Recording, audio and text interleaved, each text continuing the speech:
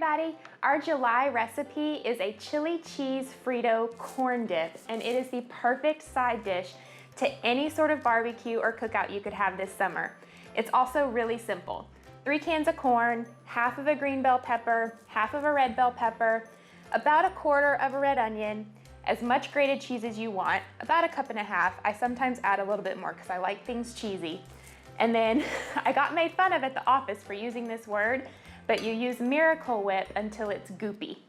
And if you don't know what goopy means, goopy is this right here. It's goopy. It's a little bit sticky, everything's really good and wet, and yeah, goopy is the word for it. So you let all of this sit for a few hours if you can, and at the very end, right before you serve, you add a bag of chili cheese Fritos and stir it all in.